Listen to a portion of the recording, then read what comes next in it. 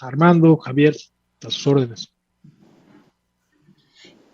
Y tenemos también a Javier Cepeda, quien es director general de la consultora BIOS. Diego, tenemos abierto tu micrófono. Diego, tenemos abierto tu micrófono allá en producción, por favor. Bueno, vamos a empezar con una pregunta sobre los cambios. Una cosa fue lo que vimos que se estaba hablando el año pasado sobre qué iba a quedar en materia de outsourcing y otra cosa fue lo que finalmente se aprobó. Armando Guajardo, me gustaría un poco que nos expliques en términos generales cuáles son los cambios que vamos a ver y que ya entraron en vigor en materia de outsourcing. Claro, con mucho gusto, Ivette. Mira, primordialmente, el primer aspecto que hay que tomar en consideración es que se prohíbe la subcontratación de personal, entendiéndose esta cuando una persona proporciona o pone a disposición trabajadores propios en beneficio de otras. Este es el tema que se prohibió definitivamente. Sin embargo, dentro de la reforma se permite ahora la contratación de servicios especializados que no formen parte del objeto social ni de la actividad preponderante. Es decir, que sean servicios complementarios al objeto social del beneficiario de los servicios. También estos servicios complementarios o servicios especializados se podrán prestar cuando sean empresas del mismo grupo empresarial y serán considerados como especializados. Este es el caso quizás de algunos corporativos donde concentran ciertas funciones como lo son servicios legales, servicios de recursos humanos, quizás servicios de nómina, servicios de tesorería, etcétera. Entonces, cuando así sea, estas empresas, de alguna manera, corporativos o de share services, que son servicios compartidos, podrán seguir proporcionando estos servicios siempre y cuando cumplan con los requisitos que que vamos a mencionar aquí. Ahora, estos servicios deben de formalizarse por escrito definitivamente.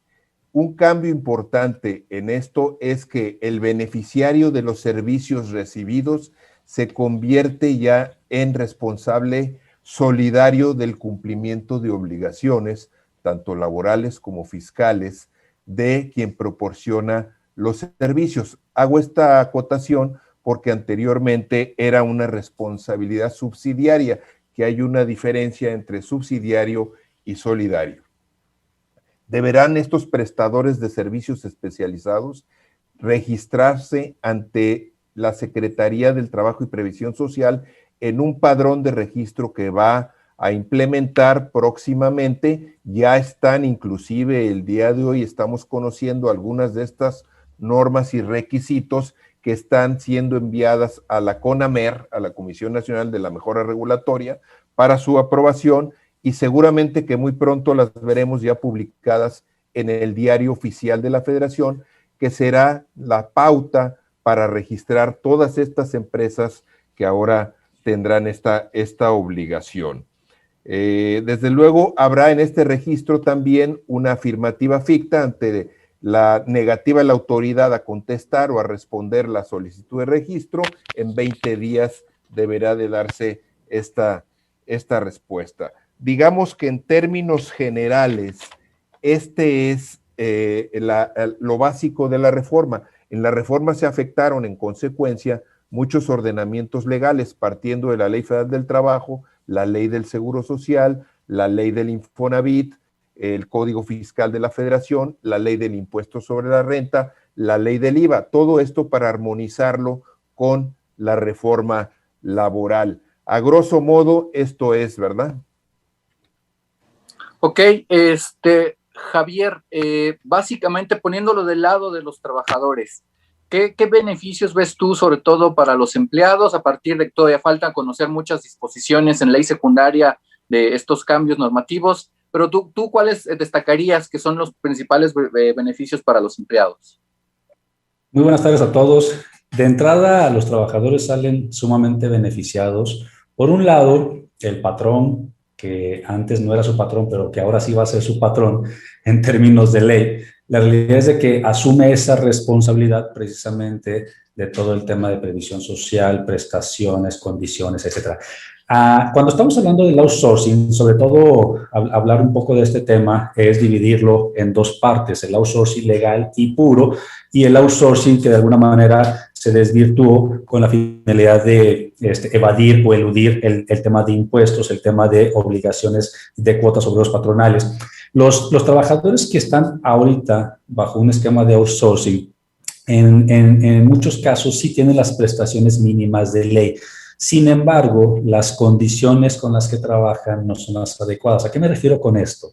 Son contratos de muy corto tiempo, son prestaciones muy mínimas, prácticamente no reciben el tema de utilidades, no hay un sentido de pertenencia, o sea, realmente hay un contexto muy amplio que hablar del esquema del outsourcing. Ahora, con el regreso, particularmente hablando de que el trabajador sea responsabilidad del patrón real y original, pues entonces los patrones nos vemos obligados a no solamente darles todo el tema de previsión social, sino realmente ahora con el tema que se ha manejado en muchas ocasiones del PTU. Realmente el outsourcing en nuestro país, que nace en el 2012 en la Ley Federal del Trabajo, pues fue un esquema que ayudó precisamente al tema de la inversión, iniciativa privada y que de cierta manera buscaba que las empresas fueran más productivas, más eficientes, que posiblemente los contratos sean mucho más amplios, se respeta, y eso es una de las partes positivas de la reforma, se respeta la antigüedad de los trabajadores, o sea, que quiere decir que prácticamente no es arrancar desde ceros con el nuevo patrón, sino que se respeta la antigüedad que ya tenían, y además van a participar con el tema de reparto de utilidades. Entonces, creo que el trabajador gana y gana mucho. Rolando, una de las cuestiones que se han dicho es que las personas que vamos a ver en general que van a seguir bajo el esquema de subcontratación son todas las personas dedicadas a cuestiones de seguridad, limpieza y hasta comedor. Bueno, en el momento en que se empiecen todavía a reactivar los comedores en las empresas. ¿Esto es correcto? No del todo, se va a deber. Aquí no habrá una receta de cocina, va a tener que ver con la actividad que desempeñe cada uno de los patrones. La subcontratación laboral que consiste, como ya se comentó atinadamente, en transmitir el poder de mando que tengo sobre mis trabajadores. ¿Eso qué quiere decir? Que mis trabajadores van a prestar el servicio para otro patrón como si fueran suyos. Esta acción de transmitir la subordinación, por ponerlo en términos muy simples, transmitir mi don de mando, mi poder de mando hacia los trabajadores cuando alguien distinto es el patrón, queda prohibido. Esa es la prohibición que se marca a través de la Ley Federal del Trabajo. Ahora, los servicios per se que son permitidos son los que no van a incluir esta figura de tener subordinación, y esto lo podemos ver reflejado con la limitante en el objeto. ¿Qué quiere decir esto? Que solo voy a poder contratar, ¿no? O subcontratar para los términos que utiliza la Ley Federal del Trabajo, solamente voy a poder contratar lo que yo no puedo hacer. Y lo que yo no puedo hacer es lo que está fuera de mi objeto social, de lo que respondí cuando en el notario me preguntaron ¿para qué se quieren juntar? ¿Para qué quieren hacer una nueva persona moral? Ok, ese objeto social es el que va a acotar mis acciones. Si yo quiero ejecutar alguna acción adicional a esa, voy a tener que contratar, y esta contratación de servicios, que por ser algo que yo no puedo hacer se convierte en especializado y en consecuencia en permitido, son los que van a tener que recorrer todo este proceso del anteriormente autorización, ahora registros. Temas como en la mayoría de los casos van a funcionar como seguridad, limpieza, comedor, temas que podrían ser complementarios, son temas que se van a contratar, y lo que tendríamos que estar cuidando es que sea la contratación de un servicio en el que, por supuesto, como consumidores tendremos que verificar la calidad de pero no estando quien efectúe este servicio, quienes trabajen en prestar el servicio bajo la subordinación del patrón. Y sin embargo, los trabajadores que estén involucrados en esta prestación del servicio, por supuesto que van a estar amparados, adicional a las obligaciones que tiene su patrón directo, por una responsabilidad solidaria, si yo hago negocios con alguien que tiene trabajadores con los que estoy involucrado y esta persona no cumple, justamente se genera una responsabilidad solidaria, y lo decía el licenciado Guajardo perfectamente, se simplifica, ¿no? Cuando antes tenía que extinguir un proceso de esperar a que se incumpliera mi proveedor, no solo que incumpliera, que se le requiriera y que no atendiera, para entonces sí poder venir conmigo a hacer efectiva esta responsabilidad solidaria, eso se quita, ¿no? Hace falta que incumpla mi proveedor para que en ese momento se activen facultades para que puedan venir conmigo. En esos términos, el beneficio para el trabajador podría ser una mayor garantía, una garantía más robusta del respeto a sus derechos laborales. Y te decía que podría ser que sí, podría ser que no, porque hablemos de las empresas de vigilancia, que tendríamos que ver cuál es la definición cuando requieran contratar servicios de vigilancia, o los servicios de comedor cuando requieran contratar servicios de comedor, si en este caso el choque de los objetos sociales lo podrían pedir, ¿no? Situación que resultaría absurda y que esperaríamos se vaya aclarando con el paso del tiempo. Hacer también la aclaración de que me parecería, no hay planes de regulación secundaria, no hay planes de reglamentación.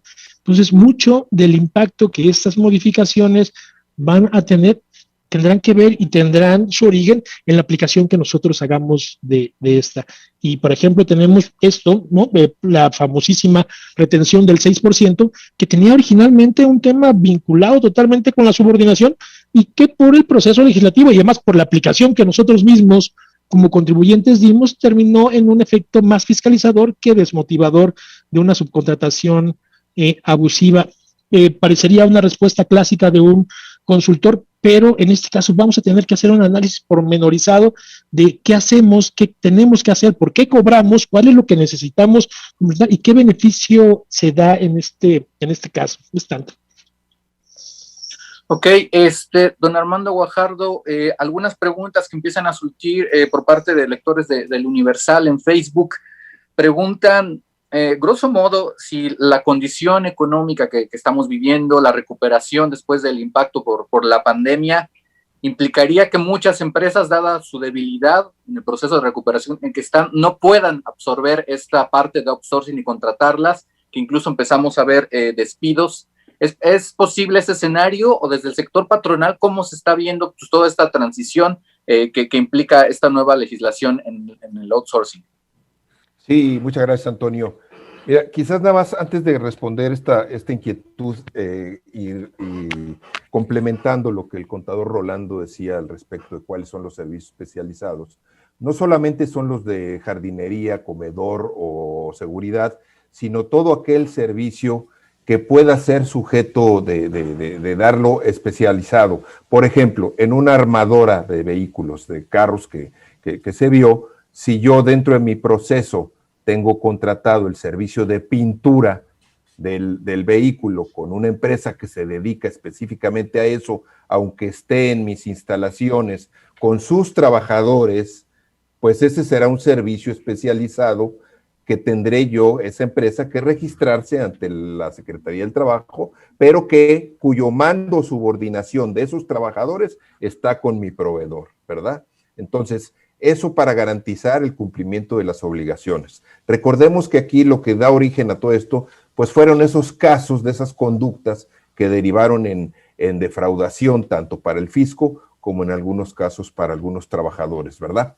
Muy bien. Ahora, en cuanto a la pregunta, Antonio, efectivamente nosotros desde un principio manifestamos que esta sobreregulación que se podía venir haciendo en estos momentos de pandemia en los que estamos pasando y que venimos de una pérdida importante de empleos por el cierre de empresas que no pudieron inclusive sostenerse derivado de la pandemia y otras más que estuvieron restringidas y bueno, de hecho seguimos todavía en muchos estados de la República con estos temas de empresas esenciales, no esenciales, unas trabajan, otras no trabajan, algunos siguen manteniendo a los vulnerables que se calificaron como tales, que están fuera y que los siguen manteniendo. Entonces, definitivamente que las empresas están muy, muy desgastadas y sobre todo la pequeña y mediana empresa, que recordemos que más del 98% del trabajo, del empleo en México, lo brindan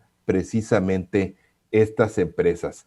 Sí puede ser que que haya ya empresas que no puedan por cuestiones de costos, ya lo mencionaban, que fue un factor el outsourcing bien manejado y demás, que además era figura legal, hay que decirlo, que bien manejado permitía la competitividad de ciertas empresas que se dedicaban específicamente a su core business. Y derivado de esto, bueno, pues habrá otras que ahora al incorporarlo tendría que subir su costo de personal o nominal y que ya no lo puedan absorber. Sería muy lamentable, esperemos que no, que esto fuese sucediendo en un momento o una etapa en la que requerimos precisamente del apoyo para que las empresas pues sigan proveyendo de empleo y de fuentes de trabajo. Recordemos que somos uno de los muy pocos países donde no recibimos las empresas ni el empleo en esta situación de pandemia, no recibió apoyo alguno por parte del gobierno. Se dice que hay 4.7 millones de empleados que están bajo el esquema de subcontratación.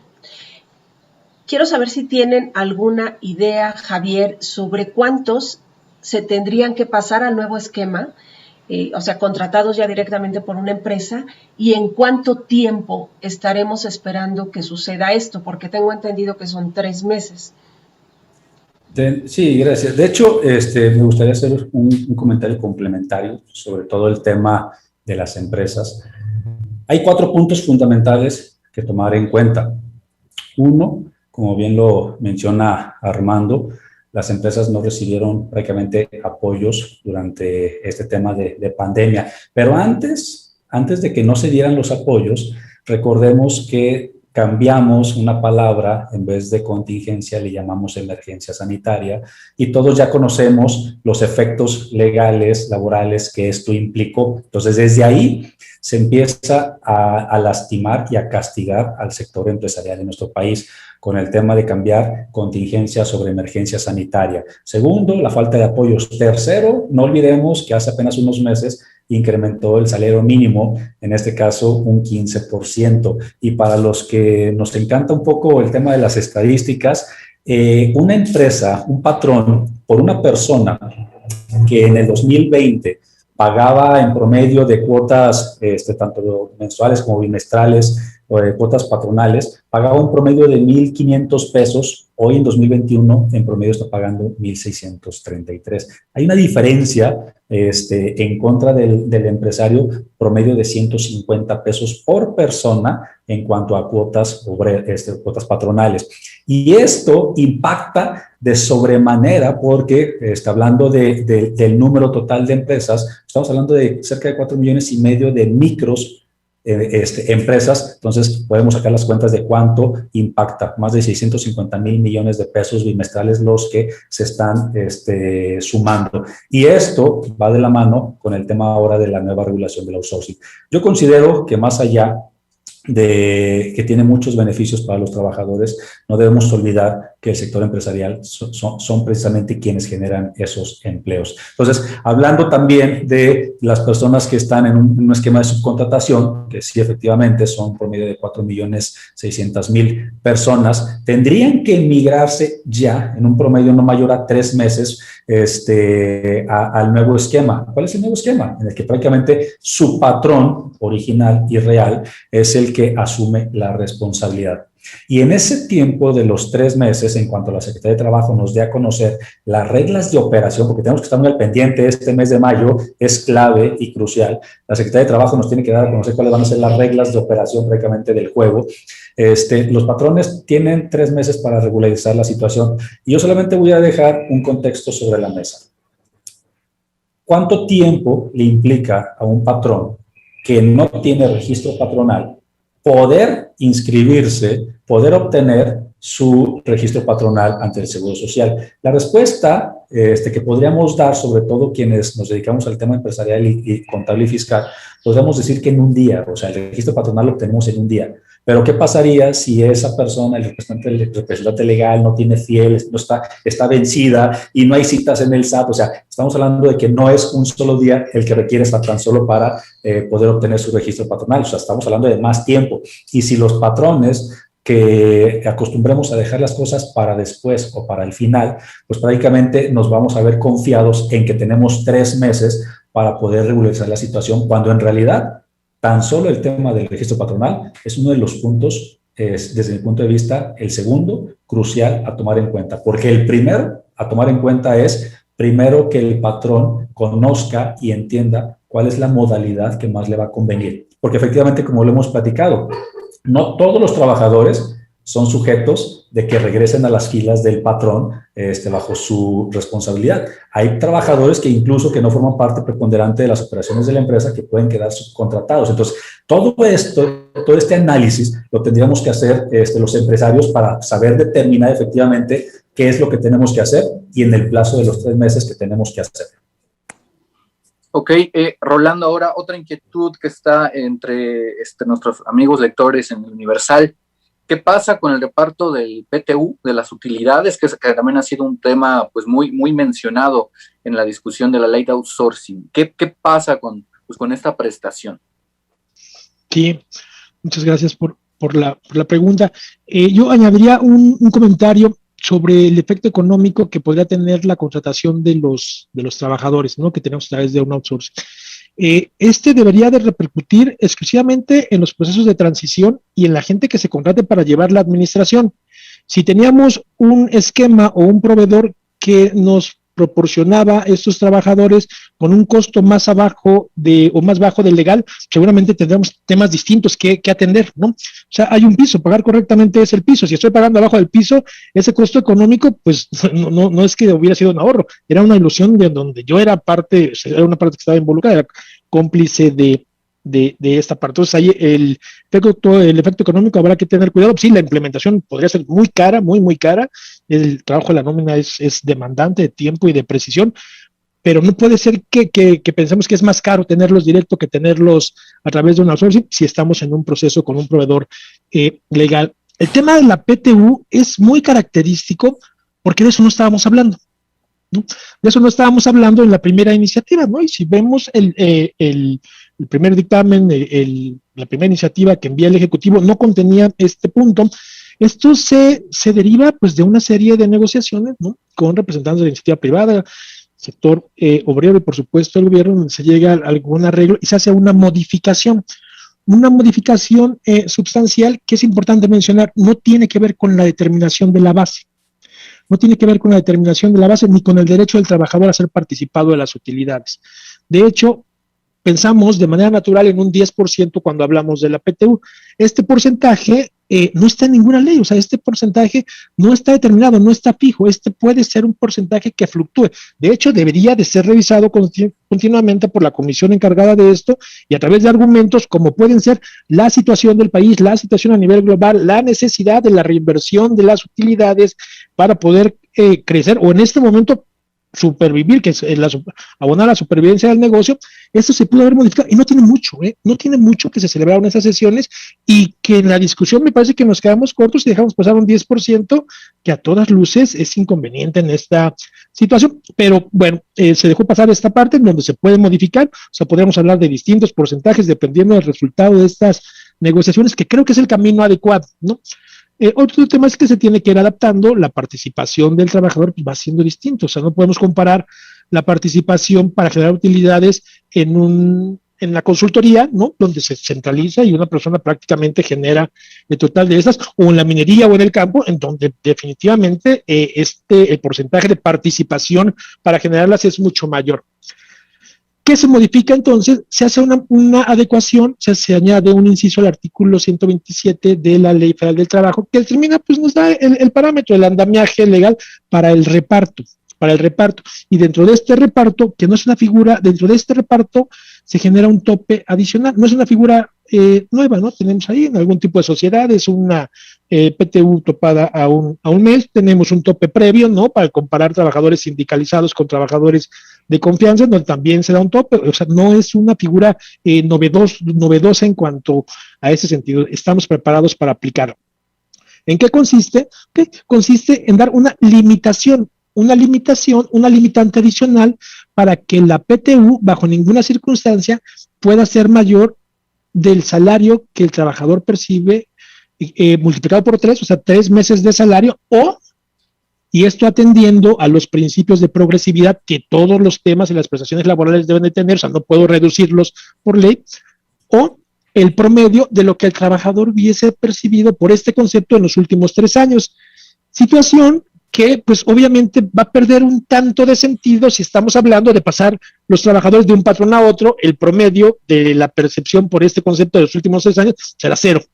Y entonces vamos a aterrizar en un tope de 3 meses de sueldo. Ahora, llama la atención que esto no está limitado ni vinculado con la subcontratación. O sea, esta modificación que de ninguna manera, per se la modificación, de ninguna manera genera un aumento en la cantidad que va a recibir el trabajador por concepto de la PTU. Se da de manera generalizada. Las mineras, las farmacéuticas, las automotrices, tenían o no tenían subcontratación, van a tener este tope, o sea, la obligación de aplicar el tope. ¿Qué vamos a tener como resultado? Que probablemente algunos trabajadores que reciban cantidades exorbitantes por esta cantidad van a recibir una cantidad menor, y que las compañías que a través de esquemas de subcontratación, no siempre ilegales, no tenían la obligación de generar este pago, ahora lo tienen, pues va a ser un pago contenido que terminará dando como resultado una tasa efectiva que no va a ser el 10, ¿no? Dependiendo de la conformación, que tantos trabajadores tengas, cuando ya trabajaron, qué salarios tengan, la combinación sindicalizados con de confianza, podemos estar hablando de una tasa menor, en todos los casos, menor al 10%. De eso va. Es importante porque pues, seguramente en esta mesa nos resultará ajeno, extraño el tema, pero hay una idea preconcebida y generalizada sobre todo en algunos trabajadores, de que van a recibir una PTU garantizada de 3 meses, ¿no? Aclarar que eso bajo ninguna circunstancia está dentro de las modificaciones. Parecería que el trabajador, algún grupo de trabajadores, entendió o tuvo una interpretación de la modificación, que además se ha anunciado como, y en algunos foros, como la abolición de la esclavitud moderna. Entonces, si tenemos esa lectura, bueno, pues vamos a tener una decepción porque estamos lejos de ese concepto. No es bajo ninguna circunstancia una nueva oferta, no es un incremento en la prestación. Los 3 meses de PTU con la reserva del promedio anual es un tope, ¿no? Es un tope. Creo que en términos generales eso va con la PTU. La gran pregunta, ¿no?, con la que todos estamos ahora lidiando es si en este reparto de utilidades tendríamos que estar aplicando el tope o no, ¿no? Y ahí tendremos que llegar a una conclusión distinta en muchos casos. No es tanto. Gracias, Rolando. Javier, Armando, estoy leyendo en redes sociales que hay un debate sobre si con estos nuevos cambios en materia de outsourcing vamos a ver despidos, que si se va a contratar con menos prestaciones, que si las utilidades van a ser una miseria. Y una de las preguntas que estoy viendo es que hay como todavía muy poca claridad, también en parte por lo que ustedes dicen, ¿no?, que falta todavía la reglamentación secundaria, sobre qué es lo que va a pasar con las personas, por ejemplo, que son promotores y demostradores. La pregunta ahí dice, ¿qué es lo que va a pasar con ellos? Porque hay demostradores y promotores que trabajan en una empresa de publicidad, pero están laborando para alguna empresa de lácteos, por ejemplo, ¿no? En algún súper. Entonces, lo que veo aquí es que dicen que es como tener 2 o 3 patrones, ¿no? ¿A quién le haces caso? ¿Al que te dice que dónde colocarte en el súper, a la empresa de lácteos o al promotor de publicidad? Y de ahí me acuerdo que en la misma ley hablaban como que tú no puedes, si tú eres una persona subcontratado, no le puedes obedecer a la persona que indirectamente, por ejemplo, a la de los lácteos, ¿no? A la empresa de lácteos, no, que tú le tienes que obedecer a la persona que te contrató directamente. Explíquenos un poco esto, porque yo veo que sí hay mucha desconocimiento y, bueno, también tiene que ver con la ley, ¿verdad, Armando? Sí, Ivette, efectivamente, tienes toda la razón. Si aún entre los especialistas,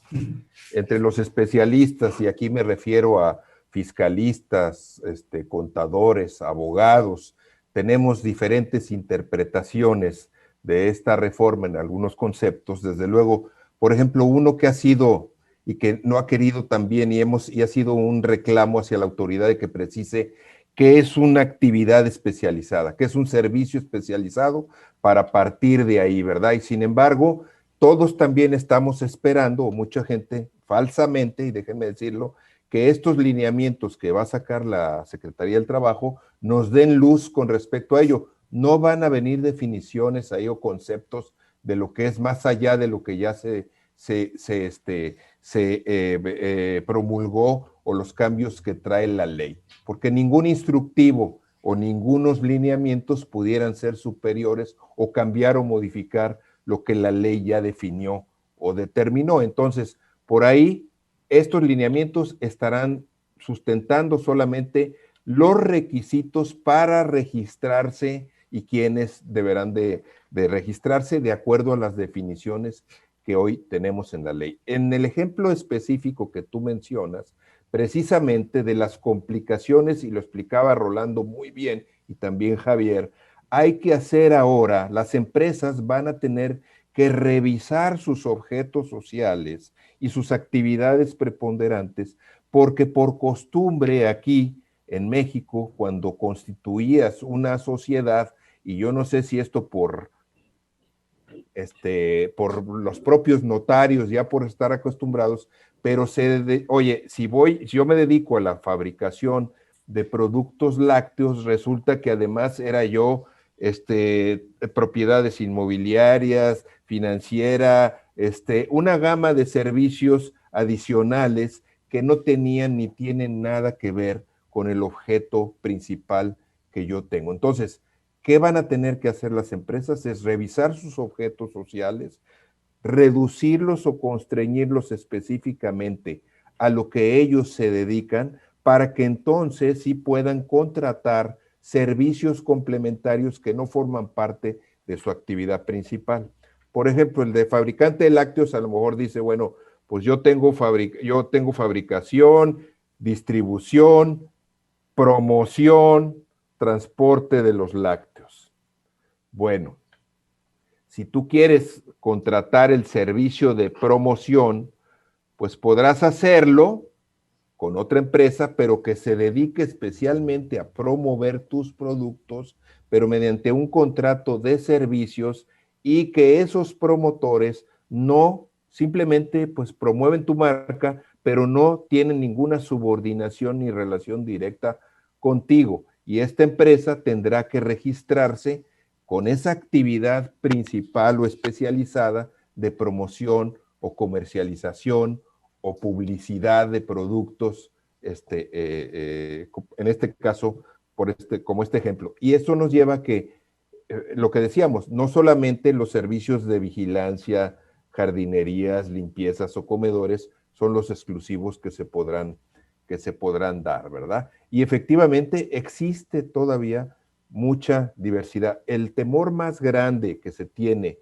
y se ha pedido también que haya una reunión para homologar criterios de interpretación entre la autoridad laboral, el Seguro Social, pero principalmente con el SAT, porque la línea en que puedas incluir, y aquí por los fiscalistas, aquí Rolando y demás, pues él puede explicarlo quizás mejor, pero esto, a mí me gusta mucho esa definición, dice, esta reforma laboral a la subcontratación es como aquellas bombas que veíamos en las caricaturas del coyote y el correcaminos, ¿no? Una mecha muy larga y la bomba. La mecha larga es todo lo que es el aspecto laboral, pero al final, donde va a estallar es en el tema fiscal, y es en el tema donde vienen las multas, las sanciones de no acreditaciones de IVAs, las no deducibilidades ante una interpretación diferente, y no solamente eso, sino inclusive poderse interpretar que estás incurriendo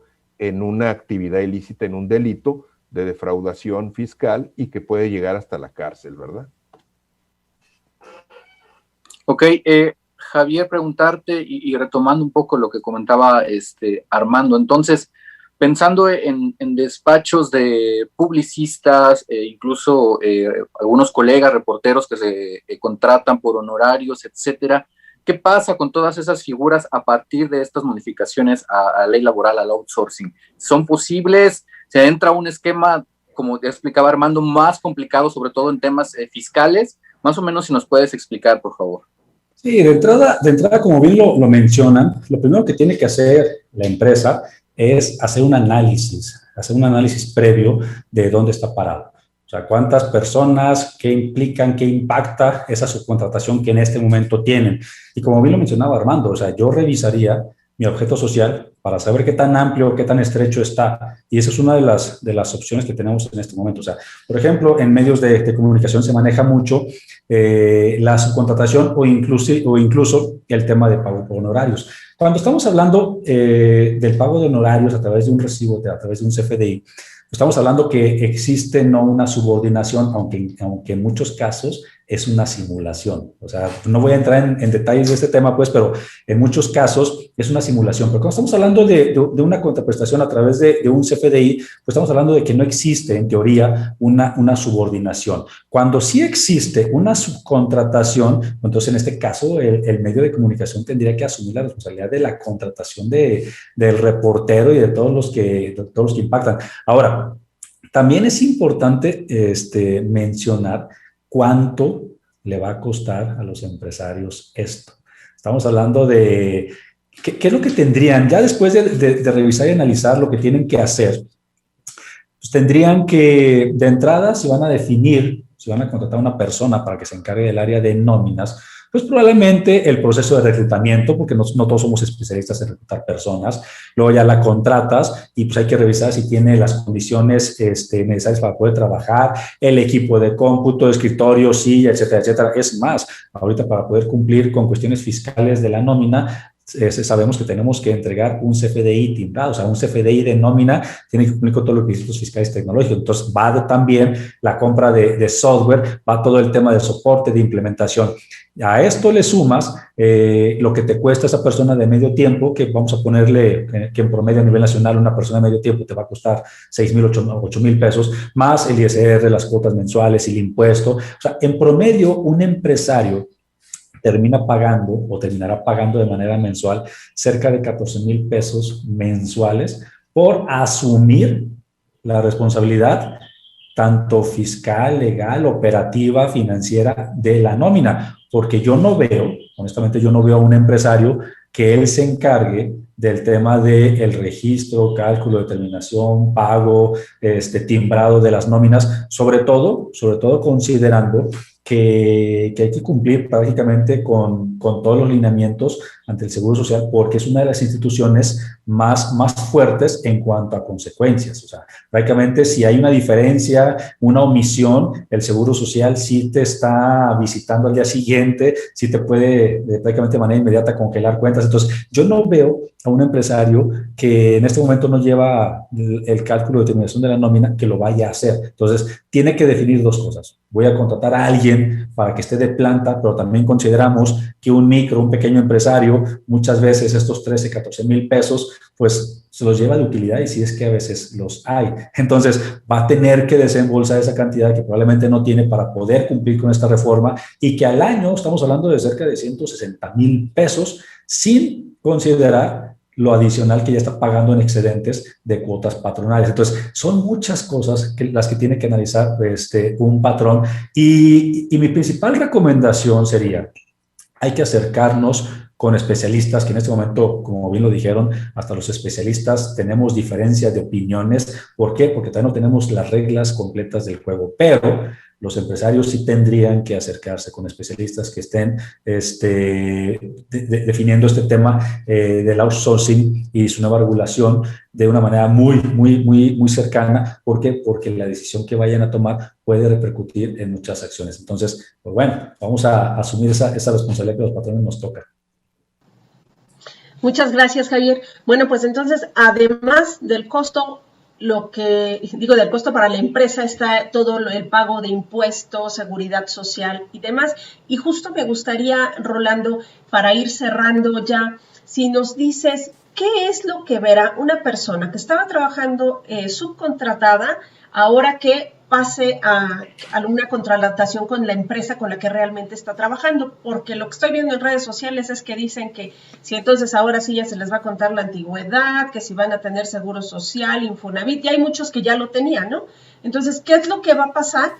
Y que si utilidades, entonces hacen así haznos la lista de cosas que sí vamos a ver, sí, como digamos que a modo de cierre de estos cambios que se hicieron en materia de outsourcing?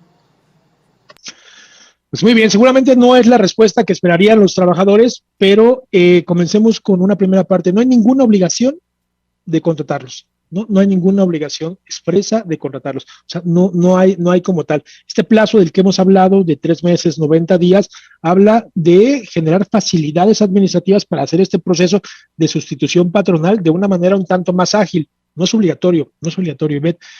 Podríamos llevarnos la sorpresa de que alguien diga, para mí es suficiente, esto no es negocio, aquí están las llaves, yo me voy, y los trabajadores se queden de ese lado. Podría darse como resultado que diga, derivado de toda esta situación, ¿no? En términos de contexto, pandemia, etcétera, no necesito a todos, necesito un 30% de los que tengo y con eso salgo. Solo ese 30% sería absorbido por el nuevo patrón. Esos son escenarios que pueden ser posibles. Ahora, en el mejor escenario que sea donde se recontrate, se contrate a todos los trabajadores, las prestaciones siguen regidas por la Ley Federal del Trabajo y estarán establecidas en los mínimos. O sea, yo puedo pagar 15 días de aguinaldo o puedo pagar 200 días de aguinaldo. No hay una norma para que incremente yo las prestaciones. Hay muchos escenarios, podría ser que yo ya tenga algunos trabajadores y los que traiga del ex-outsourcing, de la ahora outsourcing prohibido, pues sí los tengo que igualar las prestaciones, ¿no? Ahí no podría dar un trato diferente a los iguales.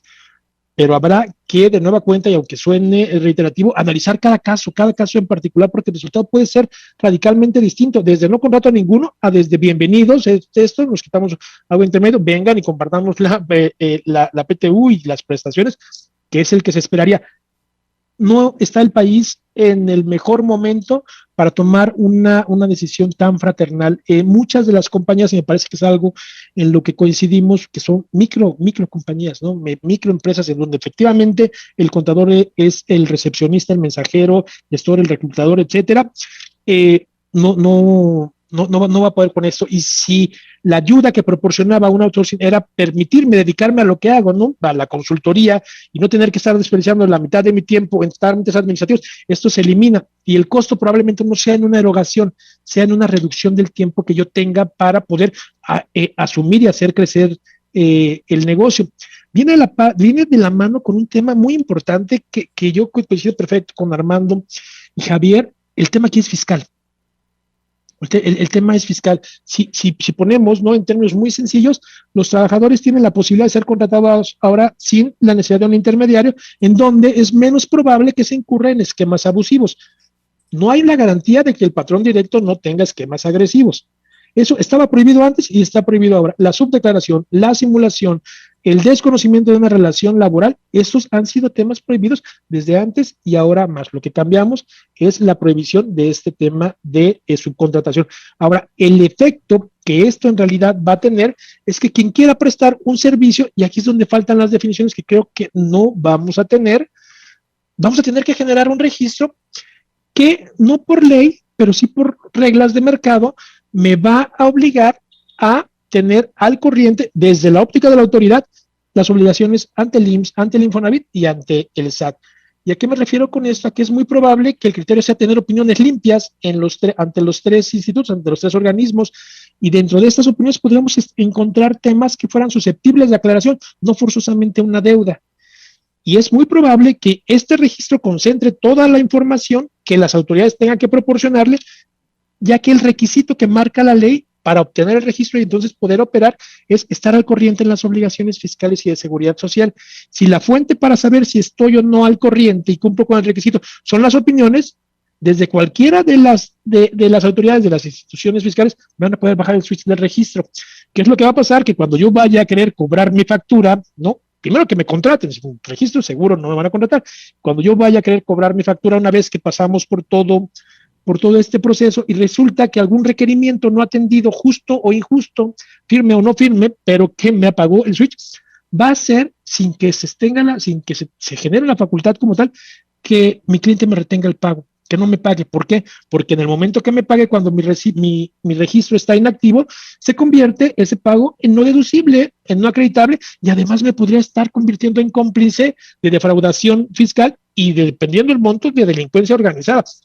Nadie lo va a hacer. Si no tengo un registro, incluso si no necesitara tenerlo, no me van a contratar. Y si teniendo un registro no tengo ante la óptica de la autoridad mis obligaciones al corriente al 100%, podría ser que de una manera indirecta se me esté embargando la negociación a través de contratos que yo voy a firmar como particular y en donde un medio de defensa pues poca cabida va a tener. Creo entonces que el efecto verdadero se convierte más en un auxiliar de la recaudación fiscal de los impuestos, no en más impuestos, pero sí en que se paguen los que ya se paguen, y además que lo hagamos nosotros, ¿no? Nosotros como clientes que nos convertamos en el auditor de fiscalización, en el que haga el cotejo, y además que en el momento de pagar verifique el pago contra un desvanecido medio subjetivo beneficio para los trabajadores que definitivamente no veremos este año concretado. Tanto. Ok, ya para cerrar, muy rápido, una pregunta muy interesante que nos llega de Rodolfo Romero, nos dice, y pediría a los tres si lo pueden contestar, en caso de no estar de acuerdo con la transición, ¿la empresa tiene que liquidar al 100% a los trabajadores? Armando, comenzamos contigo. Yo digo, cae aquí precisamente el comentario de Rolando, ¿no? No hay una obligación precisamente de contratar a estos trabajadores. Todo dependerá qué tipo de servicio y cuáles son mis necesidades también que tengo al respecto. Entonces, si yo no voy a contratar a ellos, pues el patrón actual deberá entonces, simplemente habrá que ver si efectivamente se trataba de una simulación en la relación, pues acordar para que se les pague lo concerniente a los trabajadores. Pero si efectivamente los trabajadores eran o dependían directamente de un tercero, pues este tercero, si yo ya no los contrato, tendrá la obligación pues de asignarlos, reasignarlos o liquidarlos, ¿verdad? Simplemente en eso. Y yo quisiera de alguna manera también para cerrar efectivamente, me parece muy atinadas, de verdad, tengo coincidencia 100% con Rolando, desde luego con Javier, con lo que han mencionado, ya para terminar, pero reitero, me parece que esta reforma llegó en el momento menos oportuno. Y ya venían interactuando muy bien las autoridades y alguna vez lo dijimos, no requeríamos de tanto de esta condición. Sin embargo, ya lo tenemos. Bueno, tenemos 3 meses o 90 días, habrá que ver la interpretación porque hasta en eso, ya los 90 días ya están corriendo, a partir del día 23. El día 22 de julio es el último día, digamos, y el 23 es el límite para poder cumplir. El 1 de agosto es el tema de carácter fiscal, digamos, cuando el régimen, el término de excepción que se concedió. Pero sí hay una sobreregulación, hay una gama de actividades que tienen que hacer las empresas, desde revisar consejos, modificarlos, actas de consejo, notarios públicos, registros públicos, en un tema de pandemia donde la autoridad tampoco está funcionando, ratificaciones de convenios de sustitución, juntas de conciliación, seguro social, etcétera. Entonces, el tiempo es poco, y ya lo vemos con las emisiones de las autoridades, las prisas que traen. Bueno, sí nos vamos a ver en un problema, no solamente ya de interpretación, sino de cumplimiento. Y con esto cerraría yo, simplemente diciendo que el sector empresarial quiere cumplir, pero necesitamos que la autoridad también facilite los trámites para poderlo hacer adecuadamente, ¿verdad?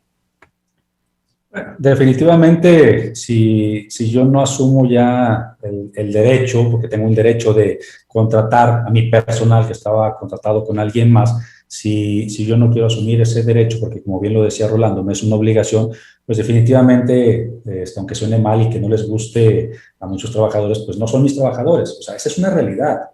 O sea, tenemos que hablar apego a la legalidad. No son mis trabajadores, entonces no tendría yo por qué cubrir una liquidación que definitivamente, muy probablemente va a cubrir la empresa tercera por medio de mí, claro está. Y para cerrar, a mí me encantaría dejar sobre la mesa una siguiente exposición con 2 temas fundamentales. Tendríamos que analizar cómo va a propiciar esta nueva reforma del outsourcing la informalidad. Tenemos que verificar cómo se va a ir dando los niveles de informalidad, sobre todo con el proceso de transición, en el que muchos van a dar de baja a sus trabajadores y los que los deberían de dar de alta no los van a dar de alta de manera inmediata. Ese es un tema fundamental que va pegado con el hecho de también tenemos que ir monitoreando cuántos nuevos empleos nos van a fabricar. Esa es una realidad, porque los patrones que no tienen un registro patronal en este momento y que lo van a obtener, la verdad es de que no se pueden considerar ahorita nuevas fuentes de empleo por el simple hecho de ese registro patronal nuevo que está existiendo. Entonces, también las cifras hay que estar muy al pendiente de cómo se vayan a manejar. Y por último, todo este esquema de la reforma del outsourcing va a afectar, hay que ver si de manera positiva o negativa, y sería interesante platicarlo, con la inversión extranjera. Si México algo particularmente tiene es que es muy bondadoso con las empresas que vienen a invertir y que no tienen el conflicto de meterse en las operaciones de la contratación de personal y lo dejan en manos de terceros. Entonces, estos 3 puntos fundamentales los tendríamos que ir midiendo a lo largo de los próximos 6 meses. Los 3 del cumplimiento y los próximos 3 en cómo se va a ir dando.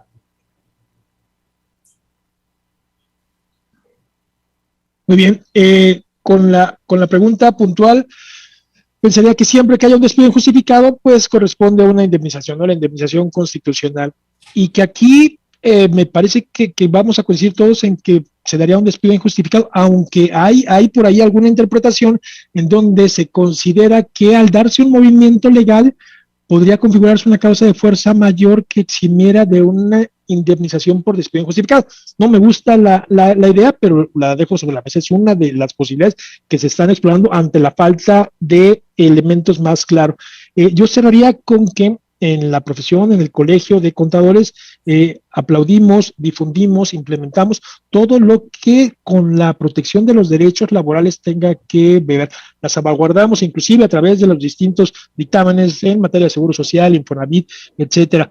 Pero estamos convencidos de que todo este andamiaje legal, toda esta estructura que se está generando, tendrá poco o ningún sentido sin el principal derecho, sin el derecho fundamental, que es el trabajo, ¿no? O sea, de nada no más bien una gran estructura si la gente no tiene trabajo. Entonces, comencemos con tener las fuentes suficientes de empleo y cuidémosla y no perdamos de vista que el patrón que se dibuja ante estas modificaciones no es siempre el existente. Pensemos, y ha sido un tema reiterativo en la plática, podemos hablar claramente de que la totalidad de los empleos en México de la formalidad se generan en la micro y pequeña empresa. Mientras más complicado le hagas el cumplimiento, más incentivas la informalidad, el autoempleo y no la generación de empleo, o el simplemente dejar las cosas y acudir a esquemas laterales que caen en la ilegalidad, como el pago por honorarios asimilados a salarios, etcétera, la simulación de operación. Entonces creo que habrá que equilibrarlo y que hoy definitivamente, nos guste o no, está muy cargado hacia el lado del empresario todo el tema de fiscalización. Llama la atención, y esto explica muchas cosas, que uno de los transitorios del decreto que modifica habla de no dar un peso más como presupuesto para que las instituciones implementen toda esta estrategia. Esto cuesta fortunas. ¿Qué es lo que está sucediendo? Que se está traspasando, endosando todo el costo de la implementación al empresario. Y el empresario, recordemos, somos chiquitos, ¿no? Somos chiquitos y con trabajo se va a poder hacer frente a ese. Era el tema. Muchas gracias, es tanto. Pues muchísimas gracias, Armando Guajardo, Javier Cepeda, Rolando Silva. Les agradecemos que hayan estado hoy con nosotros en esta mesa de análisis de la sección de cartera, y a todos los que nos estuvieron siguiendo en redes sociales, muchas gracias por su participación, por sus preguntas, y nos vemos el próximo martes. Ahora sí, ¿verdad, Toño? Ya no en jueves, ahora sí en martes. Excelente, muchas gracias a todos. Los esperamos el próximo martes. Hasta luego. Hasta luego. Gracias a todos. Gracias a todos, hasta luego. Gracias, hasta luego. Un honor compartir con ustedes. Muchas gracias, igualmente.